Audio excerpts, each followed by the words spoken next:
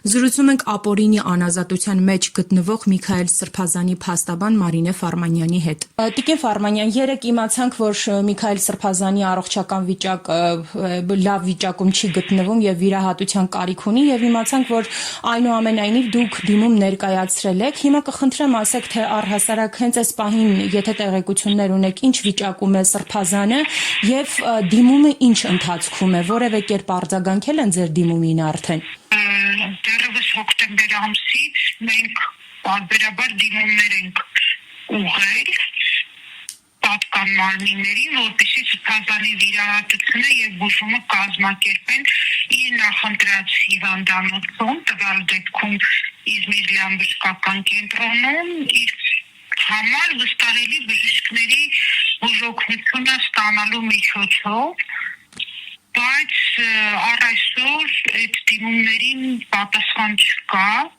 իրենք են կազմակերպում Սրբազանի բժշկական հետազոտությունը,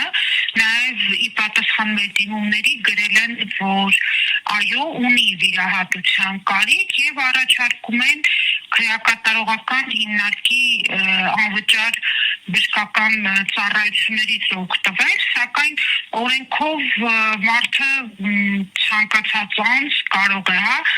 մանավանդ անազատության մեջ գտնվող անձի պարագայում առավել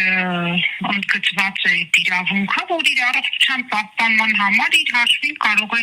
իր նախընտրած բժշկական հաստատությունում իր համար վստահելի բժիշկների կողմից բուժօգնություն ստանալ, սակայն առ այսօր դա չի ապահովել պետության կողմից։ Տիկին Ֆարմանյան, այսինքն հոկտեմբեր ամսվանից մինչև այս պահը կարող ենք արձանագրել, որ Սրբազանի առողջական վիճակը ավելի է վատթարացել եւ եթե այն ժամանակ ավելի վատթարանալու մասին ես տեղեկությունը չեմ հաստատի, որտեղ Սրբազանը այդ բժշկական օգնության կարիքը վաղուց է ունեցել, սակայն գիտեք դե անազատության պայմաններում առավել բժշկական օգնության առավել անհրաժեշտություն է առաջանում բուժումների իմաստով գուցե, որտեղ ես բժիշկ չեմ, չեմ կարող դրա վերաբերյալ դատողություն անել, բայց վիրահատության կարիք իհարկե ունեցել է ավելի վաղ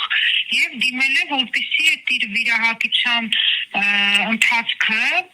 ապահովելու համար գնա Իզմիրյան կենտրոն, սակայն այնտեղ